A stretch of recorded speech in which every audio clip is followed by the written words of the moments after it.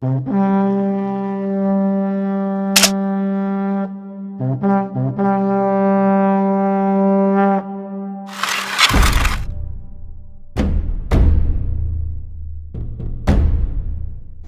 Cruyff telah disangsi larangan bermain di tim nasional selama semusim penuh, citranya yang mulai membaik di media membuat Asosiasi Sepak Bola Belanda memutuskan untuk membebaskannya dari penangguhan. Lalu Cruyff kembali ke tim nasional pada September 1967. Johan muda mulai terbiasa mendiskusikan taktik yang akan digunakan tim dalam beberapa wawancara, seolah-olah dia adalah manajernya, dan itu mengakibatkan bentrokan dengan manajer yang sebenarnya, Rinus Michels.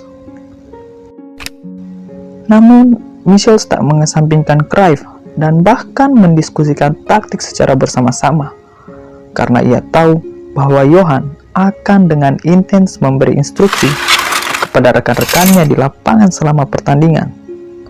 Contohnya adalah pertandingan Liga melawan Feyenoord. Michels hampir tak bisa melihat apapun dari bench karena cuaca yang berkabut. Cruyff dengan sengaja mengubah taktik karena mereka sangat kesulitan sebelum itu. Lalu Ajax mendominasi dan pertandingan berakhir imbang 1-1. Cruyff menunjukkan pengetahuannya tentang sepak bola di hari itu. Dan akibat dari merubah rencana Michels, ia melarang Cruyff bermain di beberapa pertandingan liga. Tapi seiring berjalannya waktu, Michels tahu bahwa dia tak dapat membangun apa yang dia inginkan tanpa Cruyff. Jadi ia segera mengembalikan Johan ke tim. Sayangnya, Ajax bermain imbang dengan Real Madrid di putaran pertama Piala Eropa. Kemudian Ajax pergi ke Bernabeu dan mereka sangat mendominasi, tapi Cruyff melewatkan beberapa peluang emas. Madrid berhasil mencetak gol di perpanjangan waktu, dan untuk pertama kali dalam karirnya, Cruyff menghadapi kritik yang besar dari media. Cruyff kembali ke performa terbaiknya di era divisi. Ajax Amsterdam memenangkan gelar Liga lagi, dan Cruyff adalah pencetak gol terbanyak tim setelah mencetak 25 gol dalam 33 pertandingan Liga, serta dinobatkan sebagai pemain terbaik Belanda tahun itu.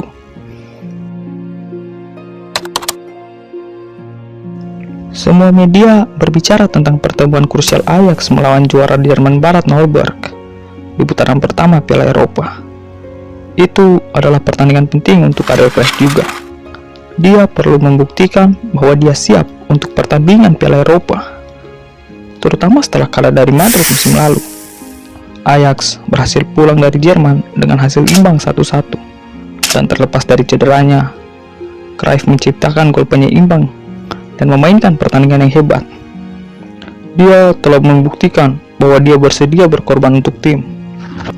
Di rumah, Ajax menampilkan pertandingan yang hampir sempurna, mengalahkan wakil Jerman Barat itu dengan skor 4-0. Cruyff ditempel oleh dua pemain lawan sepanjang pertandingan yang membuka banyak ruang untuk rekan-rekan setimnya. Dengan Johan, kita akan maju dengan kekuatan penuh lagi. Tim hampir tak dapat berkembang tanpanya, tapi dia benar-benar berkembang karena tim. Johan membaik di musim itu, entah dengan metode Michels atau karena ia telah menikah dan menjadi lebih dewasa secara umum. Fokusnya bergeser ke Piala Eropa setelah Ajax tersandung di Liga. Mereka melewati Fenerbahce dan menghadapi finalis tahun lalu, Benfica, di perempat final. Di stadion bersalju, Eusebio dan timnya memenangkan leg pertama di kandang Ajax. Cruyff melewatkan beberapa peluang emas lagi dan menghadapi kritik-kritik baru. Namun kali ini, Cruyff menembus dirinya di leg kedua saat menang di Lisbon dengan hasil yang sama. Dan setelah dua hasil imbang, Ajax dan Benfica melakukan pertandingan tiebreak di Paris. Ajax menang 3-0 dan tak ada keraguan bahwa Cruyff lebih baik dari Eusebio di hari itu. Ajax juga berhasil melewati hadangan Spartak di semifinal dan lolos di final Piala Eropa pertama mereka. Mereka juga menjadi tim Belanda pertama yang berhasil mencapai final Eropa. Ajax menghadapi AC Milan di Santiago Bernabeu. Rossoneri dipimpin oleh Gianni Rivera dan berhasil mengalahkan Ajax 4-1. Setelah pertandingan, beberapa surat kabar menjadi kurang diplomatis. Cruyff memberi kesan bahwa ia hanya ingin bermain untuk para pencari bakat yang sedang duduk di tribun daripada untuk timnya sendiri. Sementara Cruyff berkata tepat setelah pertandingan, Ajax tidak cukup licik. Michels memutuskan untuk membangun tim baru. Pemain-pemain seperti Nuninga, Müller, dan Ton Bronco hengkang, dan kemudian datang seorang striker bernama Dick Van Dijk sebagai poacher untuk mendukung Cruyff di lini serang. Dalam kurun waktu tersebut, Cruyff merasa gajinya tidak sesuai dengan apa yang ia tunjukkan di lapangan, dan orang yang meyakinkannya adalah ayah mertuanya yang juga merupakan agen baru Cruyff, Cole Koster. Koster menasehati Cruyff untuk meminta kontrak yang lebih baik dan memberitahunya bahwa George Best dan Franz Beckenbauer memiliki gaji yang superior. Jadi Cruyff pergi ke dewan klub untuk bernegosiasi bersama agen di sampingnya. Pada periode itu, seorang pemain yang membawa agen untuk bernegosiasi adalah hal yang baru. Dan pada akhirnya, Cruyff mendapatkan apa yang diinginkan. Tersingkir dari semifinal Piala Eropa melawan Arsenal, lalu bermain imbang 3-3 di Liga melawan Feyenoord, Michels kembali marah. Dan dia tidak kaget saat melihat Feyenoord mengangkat Piala Eropa di musim itu. Dia sangat yakin bahwa secara mental, Feyenoord lebih baik daripada timnya. Para pemain juga nampak sudah muak ketika Ajax memenangkan pertandingan terakhir dan mengangkat gelar liga keempat mereka dalam 5 tahun. Mereka mengunci diri di ruang ganti dan menolak kehadiran siapapun dari staf untuk masuk. Ruang ganti itu penuh dengan protes terhadap Michels dan perilaku diktatornya. Ajax tampak jauh dari tim yang akan memenangkan Piala Eropa.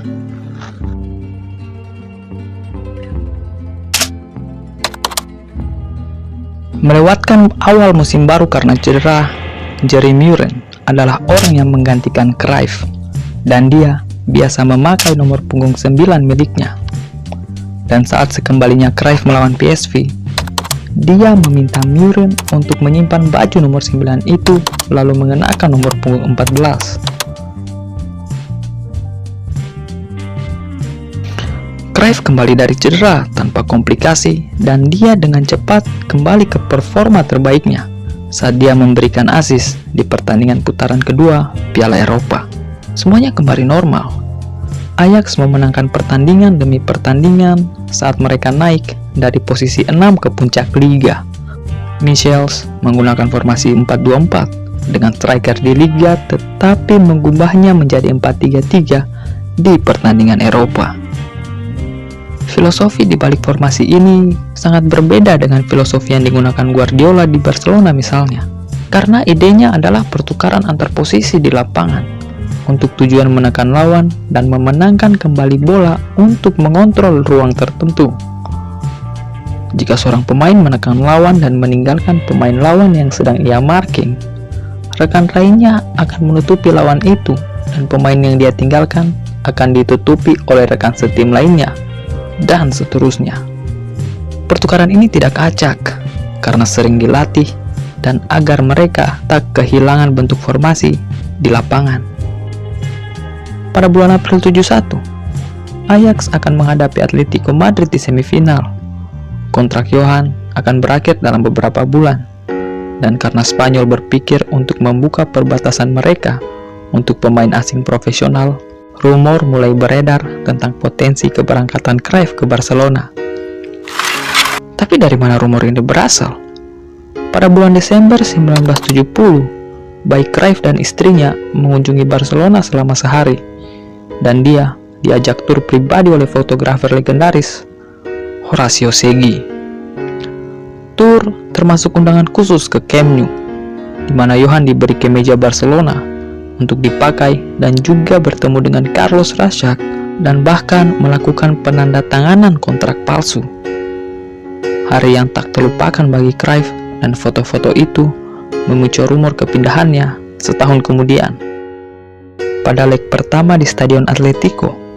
Pendekatan defensif Michels membuat Cruyff terlihat tidak efektif sepanjang pertandingan.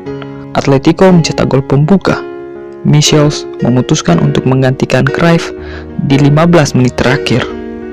Johan tak pernah diganti dalam pertandingan sejak debutnya di 1964. Entah Michels ingin menunjukkan otoritasnya di depan pers Spanyol atau untuk membuat Cruyff kehilangan muka di depan fans Spanyolnya. Kontrak Michels juga akan berakhir pada musim panas yang sama. Ketua Ajax, Joop van Praag, berhasil mengakhiri semua spekulasi dengan menyatakan bahwa tidak ada diskusi transfer sampai musim panas. Menang telak 3-0 di leg kedua melawan Atletico, lalu menuju ke final Eropa dan tertinggal oleh Feyenoord di Liga. Final Eropa sekarang menjadi jauh lebih penting. Ditunggu wakil Yunani Panathinaikos, Ajax adalah favorit untuk akhirnya memenangkan Piala Eropa pertama mereka di Wembley. Ajax membuka skor di menit kelima, lalu mereka menang tapi memainkan pertandingan yang buruk. Tapi Michels puas karena timnya akhirnya mampu memainkan pertandingan yang buruk dan menang. Ajax juara Eropa untuk pertama kalinya dan Frans Puskas, pelatih Panathinaikos, sangat memuji Johan. Cruyff adalah 50% dari tim mereka. Berikan dia kepada kami dan kami akan menang.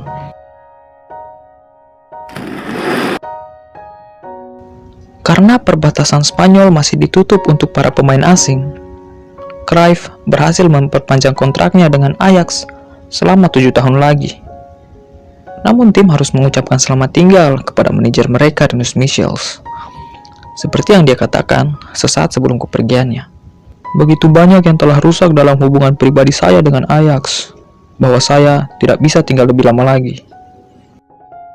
Terlepas dari hubungan yang rumit dengan Cruyff, Johan tetap memberikan rekomendasi yang bagus kepada Dewan Barcelona ketika ditanya tentang Michels. Manajer Belanda itu kemudian berhasil menandatangani kontrak dengan Barcelona. Orang Rumania, Stefan Kovac, mengambil alih tugas manajerial. Ia adalah pria yang cerdas tapi sangat lunak. Sesi latihan menjadi lebih mudah dan sebagian besar denda serta peraturan yang diterapkan oleh Michels ditiadakan. Kovac menggunakan taktik serupa dengan pemahaman tingkat tinggi tentang prinsip-prinsip total football yang dilatih oleh Michels. Tetapi Kovac memberi pemain lebih banyak kebebasan, serta peran baru Cruyff di lapangan yang memberikan instruksi secara konstan sepanjang pertandingan. Ajax menjadi tim yang mendominasi baik di Liga maupun di Piala Eropa. Ajax berhasil melewati ujian juara Jerman Timur Dinamo Dresden di putaran pertama dan melewati juara Prancis Marseille. Performanya di musim lalu membuat Cruyff meraih Ballon d'Or pertamanya. Ajax terus menang di Liga dan membalas dendam melawan Arsenal di perempat final Piala Eropa. Penampilan Ajax di hari itu membuktikan bahwa sepak bola Belanda jauh lebih maju dari sepak bola Inggris. Ajax memenangkan gelar ke-15 mereka di era divisi setelah mendominasi rivalnya Feyenoord dengan hasil 5-1, mengunci tempat di final Eropa setelah melewati ujian berat Benfica di semifinal. Untuk menutup musim dengan treble di final Eropa, Ajax harus melewati tim terbaik Italia, Inter Milan, Total Football, melawan Catenaccio. Cruyff mencetak 2 gol dan berhasil mengangkat Piala Eropa kedua mereka secara berturut-turut.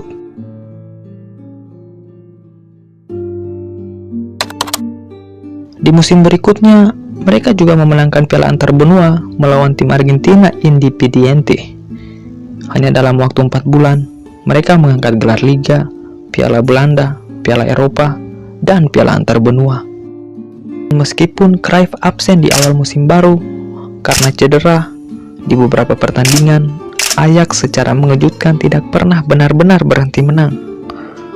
Saat Cruyff kembali, mereka mengalahkan CSKA Sofia di putaran kedua Piala Eropa dengan 6 gol, lalu mendominasi Bayern Munchen di leg pertama perempat final. Cruyff cedera lagi sebelum leg kedua. Meski demikian, dia tetap diminta bergabung bersama skuad untuk memberikan dukungan moral. Dan saat Ajax terbang ke Munich, Johan tak mau ikut berangkat, dan setelah kejadian itu, beberapa petinggi klub, dokter, dan para pemain berbalik menentangnya. Ajax kalah 2-1, tapi tetap mengamankan tempat di semifinal melawan Real Madrid.